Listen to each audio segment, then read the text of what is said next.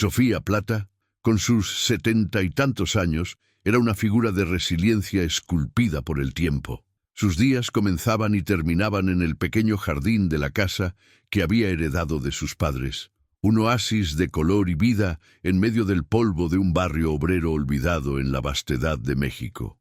Las manos que cuidaban las rosas, con una delicadeza casi quirúrgica, eran las mismas que, en silencio, se cerraban en puños al oír el sonido de las motocicletas que rasgaban la paz de la calle. Su trayectoria había sido una línea recta de devoción a su hermana y a su hogar, pero bajo la superficie de una rutina apacible hervía una caldera de miedo y resentimiento. Veía el mundo deteriorarse a su alrededor, la impunidad florecer como mala hierba, y sentía la fragilidad de su existencia como una amenaza constante. Historias como la de Sofía y Leticia merecen ser contadas, y para que yo continúe trayendo estos relatos, necesito tu ayuda. Si estás viendo esto, por favor, suscríbete al canal y comenta desde qué ciudad nos ves. Nuestra meta es llegar a los 1000 suscriptores para que más personas conozcan la fuerza oculta detrás de las apariencias frágiles. A su lado, Leticia Plata era el contrapunto devoto y trémulo. Donde Sofía exhibía una coraza endurecida, Leticia se refugiaba en la fe, sus dedos finos y pálidos deslizándose constantemente por las cuentas de un rosario gastado. La cocina era su santuario. El aroma a canela y azúcar de los dulces que vendía un frágil intento de endulzar una realidad cada vez más amarga. Ella personificaba el miedo que Sofía se negaba a expresar abiertamente. Cada grito en la calle, cada sirena lejana, era para Leticia un presagio del fin. Su vida era un ciclo de oraciones por protección y un esfuerzo continuo por mantener la normalidad, ignorando el hecho de que las paredes de su casa parecían encogerse cada día, transformando el refugio en una potencial trampa. La dinámica entre las dos era un equilibrio delicado entre la negación asustada de Leticia y el pragmatismo sombrío de Sofía, una danza silenciosa de dos almas acorraladas. La casa en la calle de los Olvidos era más que una estructura de ladrillos y argamasa. Era el repositorio de toda su existencia. En ella nacieron, vieron a sus padres envejecer y partir, y se prometieron la una a la otra que allí terminarían sus días. Cada mueble crujiente, cada fotografía amarillenta en la pared, cada baldosa gastada contaba la historia de una vida simple y contenida. Este hogar era la materialización de su identidad, un bastión de orden y decencia en un mundo que se hundía en el caos. La idea de abandonar aquel lugar era impensable, pues significaría abandonarse a sí mismas, borrar sus propios recuerdos. La casa era el único territorio que controlaban, y la creciente amenaza externa transformaba la rutina de cerrar puertas y ventanas en un ritual sagrado, una plegaria desesperada por la inviolabilidad en un entorno que ya no respetaba fronteras. El barrio, un enjambre de calles sin asfalto y casas con rejas de hierro, vivía bajo una ley no escrita, dictada por la pandilla de El Chacal. La policía era una presencia fantasmagórica, apareciendo solo para recoger sobornos o para cumplir formalidades inútiles después de alguna tragedia. Este vacío de autoridad creaba una atmósfera de resignación y miedo colectivo. Los vecinos se saludaban con la mirada baja, y las conversaciones morían cuando los jóvenes de la pandilla pasaban, exhibiendo su fuerza con arrogancia. La comunidad, antes unida por lazos de vecindad, ahora estaba fragmentada por el terror. Todos sabían quién mandaba, quién extorsionaba y quién castigaba. Las hermanas Plata, con su aparente fragilidad, eran vistas como el eslabón más débil de esa cadena, objetivos inevitables en un ecosistema donde la depredación se había convertido en la norma y la supervivencia dependía de volverse invisible. La rutina matutina de ir al mercado local era un ejercicio de tensión calculada. Sofía y Leticia caminaban del brazo, una imagen de fragilidad conmovedora, pero sus ojos lo registraban todo. El vigilante en la esquina, el coche sospechoso parado en la otra calle, los rostros de los jóvenes que las observaban con una mezcla de desdén y codicia. En uno de esos días, mientras elegían verduras, uno de los miembros de la pandilla, un muchacho de sonrisa cruel, tropezó a propósito con Leticia, casi derribándola. La disculpa fue un insulto velado, su mirada deteniéndose en el bolso gastado que ella sostenía con fuerza. Nadie intervino. El silencio de los otros compradores fue ensordecedor, un testimonio de la parálisis colectiva. En ese momento, la empatía del público se solidifica, pues la escena no revela solo la maldad del agresor, sino la complicidad silenciosa de una sociedad aterrorizada. De vuelta a la seguridad de su casa, el incidente resonaba entre las paredes. Leticia, con las manos temblorosas, intentaba rezar, pero las palabras se perdían en su garganta. «Deberíamos irnos, Sofía», susurró ella con la voz entrecortada. «¿Irnos a dónde, Leticia? ¿Para morir de tristeza en la casa de un pariente lejano que apenas nos conoce?», respondió Sofía, su voz baja, pero cortante como el cristal. El dilema era claro y paralizante. Quedarse significaba vivir bajo la sombra constante de la violencia, una espera angustiosa por lo inevitable. Partir significaba rendirse, admitir la derrota y abandonar el único mundo que habían conocido. En aquel diálogo, el conflicto interno de los personajes se profundiza. La fe sacudida de Leticia chocando con el orgullo herido y la furia latente de Sofía, que comenzaba a entender que la resignación era solo un sinónimo de aniquilación. La transformación de Sofía comenzaba a manifestarse en pequeños gestos. La forma en que afilaba los cuchillos de la cocina todas las noches, el sonido metálico y rítmico resonando por la casa silenciosa, era más que una tarea doméstica. Había una intensidad en su mirada, una concentración, que trascendía la simple preparación de alimentos. Observaba la calle por el resquicio de la cortina durante largos periodos, mapeando los movimientos de la pandilla, estudiando sus hábitos como un depredador analiza a su presa. Leticia veía estos cambios y se encogía, sintiendo una nueva forma de miedo, no solo del mundo exterior, sino de la oscuridad que parecía despertar dentro de su propia hermana. La motivación de Sofía se estaba solidificando, pasando del miedo pasivo a una resolución fría. Si nadie las protegería, tendrían que aprender a defenderse, costara lo que costara. La atmósfera en la casa cambió. El silencio, antes sinónimo de paz, ahora estaba cargado de una tensión palpable. El tic-tac del reloj en la pared parecía marcar una cuenta regresiva hacia un evento desconocido y temido. La casa, con sus puertas cerradas y ventanas atrancadas, se había convertido en una fortaleza, pero también en una prisión.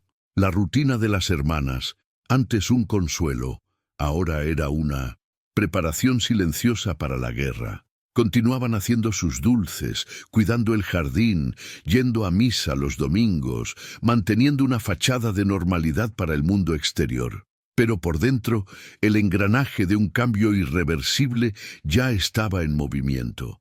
La cuestión ya no era si la violencia llamaría a su puerta, sino cuándo. Y Sofía, en su silencio aterrador, ya estaba decidida a no ser encontrada desprevenida. La paz podrida de aquella noche se rompió no por un estruendo, sino por un susurro de vidrio siendo retirado. El sonido, casi imperceptible, fue suficiente para despertar a Sofía de su sueño ligero. Se quedó inmóvil, el corazón martilleando contra sus costillas, mientras oía el crujido suave del suelo de madera en la sala. Eran ellos. Las sombras que atormentaban sus noches finalmente se habían materializado dentro de su santuario. 3 figuras masculinas, jóvenes y delgadas, se movían con una familiaridad arrogante, sus siluetas recortadas por la pálida luz de las Luna que se infiltraba por la ventana forzada. Leticia en su habitación soltó un gemido ahogado, un sonido de puro terror animal que fue rápidamente silenciado. El miedo era una presencia física, helada y paralizante, llenando cada rincón de la casa, sofocando el aire y anunciando que el mundo que conocían acababa de ser irrevocablemente violado.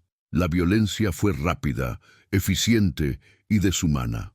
No se contentaron con robar, necesitaban humillar, mientras uno de ellos sujetaba a Leticia, cuya fe se deshacía en lágrimas silenciosas. Los otros dos revolvían la casa con un desprecio sádico. Los cajones fueron arrancados, el colchón rasgado, y la pequeña caja de metal donde guardaban sus ahorros fue encontrada y abierta de una patada. El líder del trío, un joven de ojos vacíos, se rió al contar los pocos billetes. ¿Esto es todo lo que tienen, viejas, para toda una vida de trabajo? Se burló, arrojando las monedas al suelo.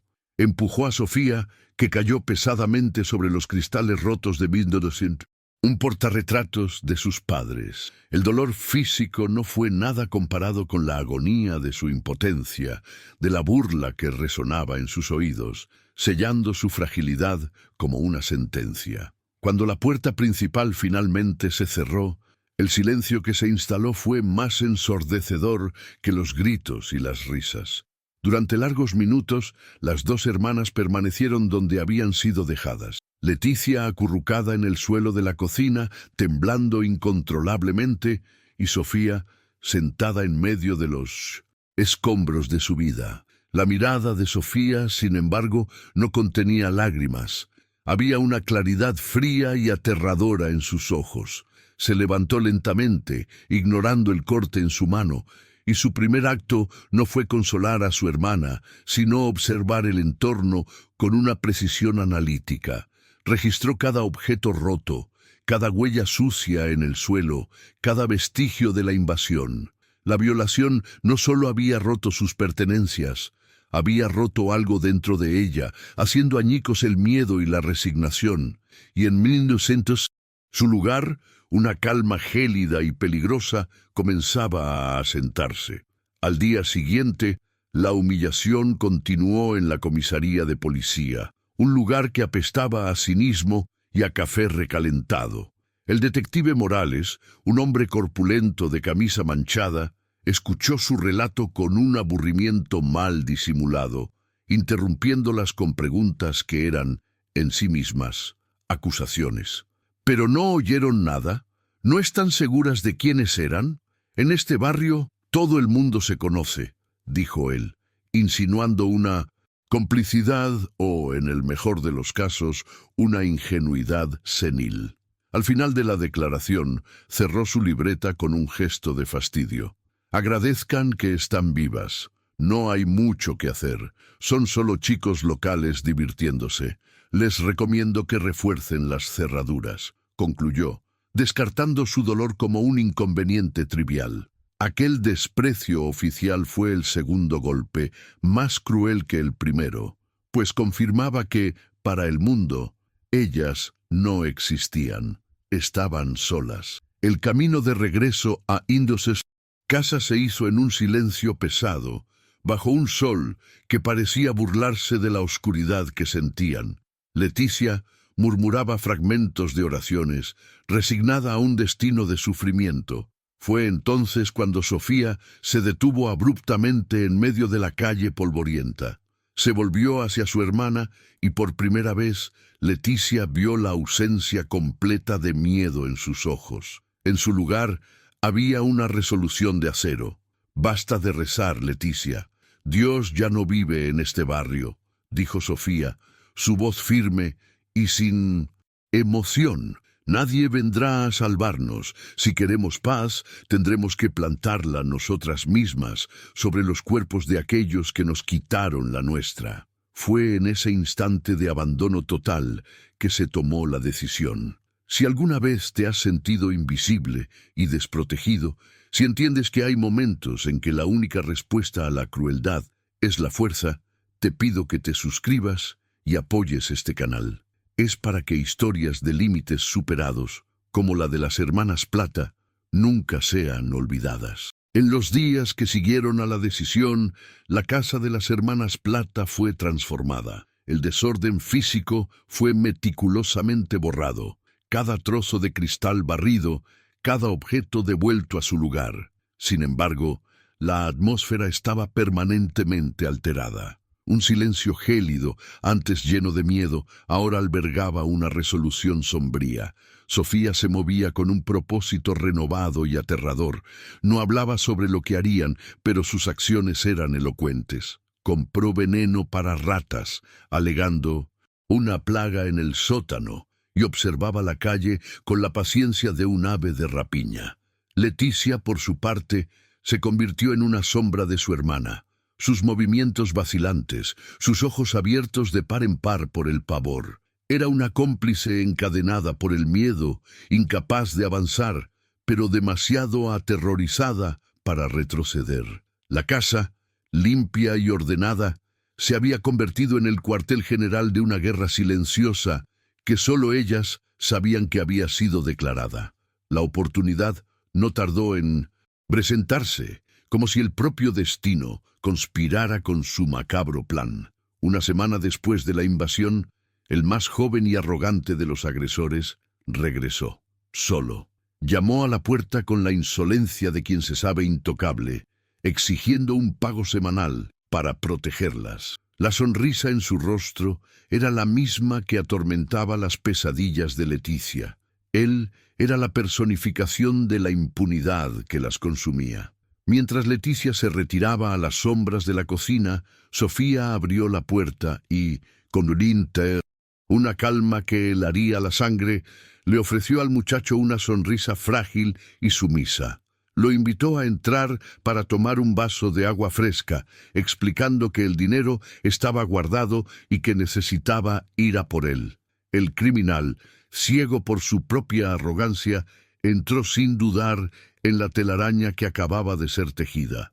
La escena que se desarrolló a continuación fue una obra maestra de horror doméstico. Sofía le pidió que se sentara a la mesa de la cocina, el mismo lugar donde ellas habían tomado su desayuno durante 50 años. Le ofreció un plato de guiso caliente, un gesto de hospitalidad que desarmaría a cualquiera que no conociera la oscuridad que se formaba en su alma. Leticia, moviéndose como una autómata, sirvió el plato, sus manos temblando tan violentamente que casi lo derrama. El agresor no se dio cuenta o no le importó. Estaba más interesado en alardear de su poder, en describir lo que les pasaría si no pagaban. Cada palabra era un clavo más en su propio ataúd, fortaleciendo la resolución de las dos mujeres que lo observaban con una quietud mortal. La preparación de aquella comida había sido un ritual profano.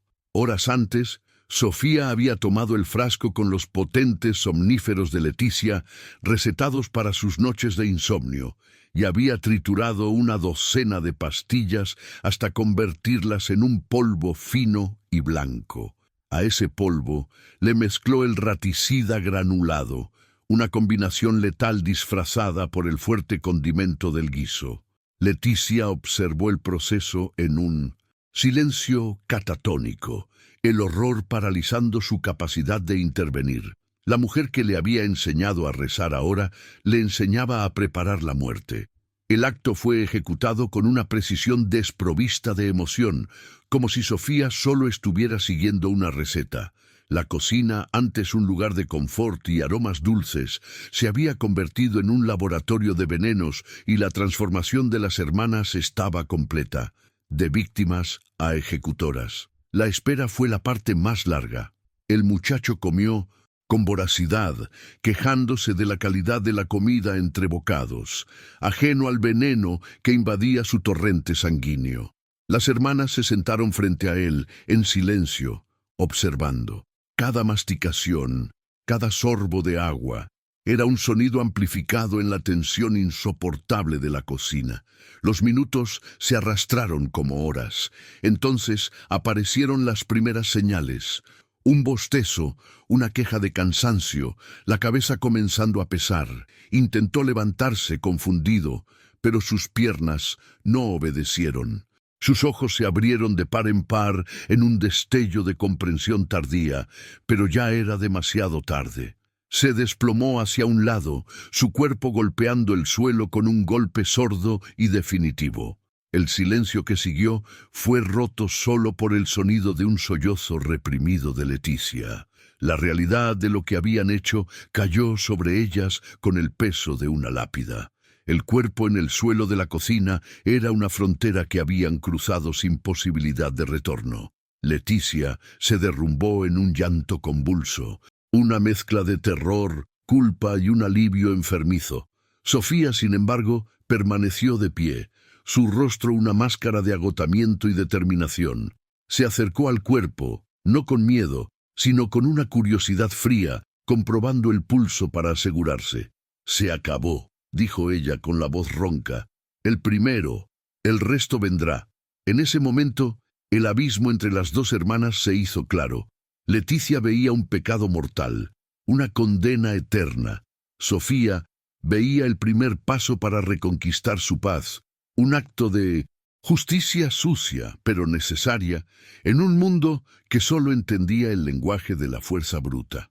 El trabajo que siguió fue pesado y grotesco. Bajo el mando de Sofía, arrastraron el pesado cuerpo hasta el pequeño y húmedo sótano que rara vez usaban. El esfuerzo físico puso a prueba sus cuerpos envejecidos, cada músculo gritando en protesta. El contacto con la carne inerte, el olor a sudor y a muerte, era una prueba sensorial que amenazaba con romper lo poco que quedaba de la cordura de Leticia. Pero la determinación de Sofía era inquebrantable. Limpió cada gota de sangre, cada vestigio del crimen, con una eficiencia aterradora. Al amanecer, la casa estaba impecable de nuevo, como si nada hubiera pasado. Pero la presencia del cuerpo bajo sus pies era un recordatorio constante. Ya no eran solo las frágiles hermanas Plata, eran guardianas de un secreto terrible, asesinas que habían transformado su hogar en una tumba. Una semana pasó en un silencio angustioso. Cada llamada a la puerta, cada coche que pasaba más despacio por la calle era motivo de pánico para Leticia. Sofía, sin embargo, observaba y esperaba. Nadie vino a buscar al joven, ninguna patrulla de policía, ningún miembro de la pandilla. La ausencia de consecuencias fue la confirmación que Sofía necesitaba. Aquellos hombres eran desechables, peones en un juego violento cuya desaparición no le importaba a nadie, y mucho menos a la policía. Esta percepción fue liberadora. El miedo a ser descubiertas fue reemplazado por una creciente sensación de poder e invulnerabilidad. La impunidad que antes los protegía, ahora las protegía a ellas. Habían encontrado la falla en el sistema y estaban listas para explotarla hasta el final, con una frialdad que ni ellas sabían que poseían. «Nuestro jardín está infestado, Leticia», dijo Sofía una tarde, mientras podaba sus rosales con unas tijeras afiladas. «Cuando aparece una plaga, no sirve de nada cortar solo una hoja. Hay que arrancar la mala hierba de raíz, una por una, hasta que el arriate esté limpio de nuevo. De lo contrario, vuelve más fuerte y más hambrienta». La metáfora era clara y escalofriante. El jardín, su orgullo y refugio, se convirtió en el modelo para su campaña de exterminio. La jardinería, con su lógica de purificación y eliminación de lo indeseado, proporcionó la estructura moral distorsionada para sus actos. No se veían a sí mismas como monstruos, sino como cuidadoras, limpiando su pequeño pedazo de mundo de la inmundicia que amenazaba con asfixiarlo. Con cada rosa que florecía, se sentían más justificadas en su cruzada mortal. El siguiente objetivo fue elegido con cuidado. Era otro de los invasores, un hombre conocido por su codicia. Sofía, usando a una vecina chismosa como peón involuntario, difundió el rumor de que habían recibido una pequeña herencia de un primo lejano. El cebo era simple, pero irresistible. Sabían que la noticia llegaría a los oídos adecuados y la codicia haría el resto del trabajo. El plan demostraba una evolución en su estrategia. Ya no estaban solo reaccionando, estaban cazando activamente. La casa, antes una fortaleza de defensa, ahora se había convertido en una trampa, y ellas, las pacatas señoras que vendían dulces, eran las arañas pacientes en el centro de la telaraña, esperando la siguiente vibración, la siguiente víctima en enredarse. En medio de sus sombríos planes, la rutina de normalidad se mantenía con un rigor impecable. El padre Miguel, ajeno a la oscuridad que se había instalado, en sus feligresas más devotas, hizo su visita mensual. Se sentó en su sala de estar, elogiando su fuerza y resiliencia ante las tribulaciones del mundo moderno. «La fe de ustedes es una inspiración, mis hermanas», dijo él, sorbiendo el té que Leticia le había servido con manos temblorosas. La ironía de la escena era sofocante. Aceptaron sus bendiciones, asintieron a sus palabras de consuelo, mientras en el sótano el cuerpo del primer agresor comenzaba a descomponerse. Esta doble vida era la mayor de sus cargas y la más eficaz de sus armas, permitiéndoles operar a la vista de todos, escondidas detrás de un velo de piedad y fragilidad. El segundo criminal no tardó en morder el anzuelo. Apareció bajo el pretexto de ofrecer seguridad extra, ahora que tenían dinero, sus ojos brillando de codicia. El guión se repitió, pero esta vez con una eficiencia aterradora. La vacilación de Leticia había desaparecido, reemplazada por una resignación adormecida. La calma de Sofía era aún más profunda, casi serena. El guiso fue servido, la charla trivial se mantuvo y el veneno actuó con la misma rapidez. El segundo cuerpo fue arrastrado al sótano y colocado junto al primero. El acto, que la primera vez había sido un trauma sísmico, ahora parecía terriblemente rutinario. Se estaban volviendo eficientes, el horror siendo reemplazado por un pragmatismo sombrío. Con cada vida que quitaban, una parte de su propia humanidad moría con ella. La validación de sus actos provino de una fuente inesperada. Desde la ventana de la cocina vieron a Ana, la joven madre soltera que vivía al final de la calle, ser acorralada por un tercer miembro de la pandilla. Él la acosaba verbalmente, exigiéndole dinero, mientras el hijo pequeño de Ana se aferraba a su falda llorando. Las hermanas observaron la escena, y un nuevo tipo de rabia surgió en Sofía.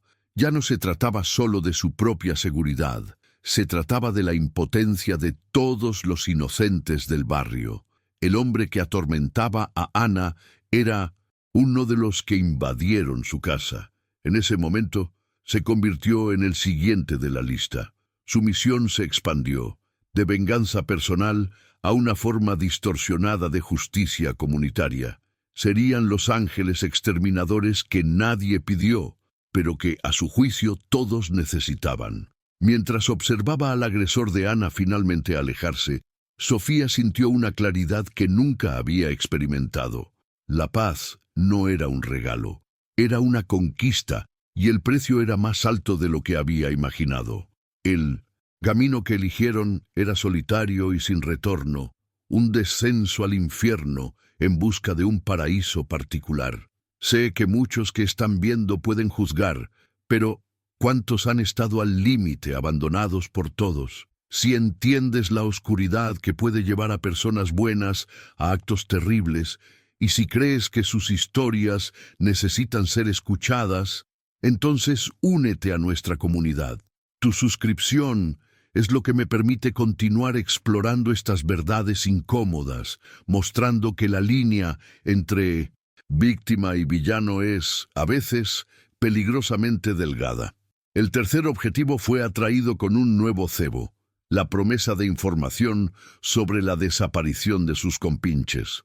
Sofía, usando un teléfono público, hizo una llamada anónima, sugiriendo que las viejas de la esquina sabían algo. La curiosidad y la sospecha lo llevaron directamente a la trampa. Esta vez, el acto fue aún más frío y mecánico. Ya no existía el shock inicial ni la vacilación moral. Solo había un problema y una solución. El hombre que acosaba a Ana encontró su fin en la misma cocina, con el mismo guiso envenenado. Su cuerpo se unió a los otros en el sótano, el hedor dulzón de la muerte comenzando a convertirse en un problema real. La casa de las hermanas Plata se estaba convirtiendo en un mausoleo, y el jardín de arriba en un futuro cementerio. Las desapariciones en serie comenzaron a generar un zumbido de miedo y especulación en el barrio. 3 miembros de la pandilla de El Chacal se habían desvanecido sin dejar rastro. La narrativa inicial de que habían huido o habían sido asesinados por una pandilla rival comenzó a perder fuerza. Las calles parecían más silenciosas, pero era un silencio cargado de paranoia. La gente cerraba sus puertas más temprano. Los criminales restantes se movían con menos arrogancia, mirando por encima del hombro. Sin saberlo, las hermanas Plata habían alterado el ecosistema del crimen local. Ellas, las 2 figuras más insignificantes del barrio, eran ahora el depredador, invisible en la cima de la cadena alimenticia, y su cacería estaba lejos de terminar. Las noticias llegaron a oídos de El Chacal. No era un líder por casualidad. Su brutalidad era igualada por su astucia. La coincidencia era demasiado grande para ser ignorada. 3 de sus hombres, todos vistos por última vez en la misma zona, cerca de la casa de las 2 viejas que habían sido robadas. Al principio, la idea era absurda, risible, pero la ausencia de cuerpos o peticiones de rescate lo intrigaba. Comenzó a observar desde lejos, usando a sus informantes para mapear la rutina de las hermanas. La imagen de ellas, frágiles e inofensivas, yendo a la iglesia y cuidando el jardín, era un disfraz perfecto, tan perfecto que se volvió sospechoso. La intuición del Chacal, afilada por años de supervivencia en el inframundo, le decía que la respuesta al misterio estaba en aquella modesta casa. La investigación oficial, en contraste, era una farsa. El detective Morales fue forzado por sus superiores.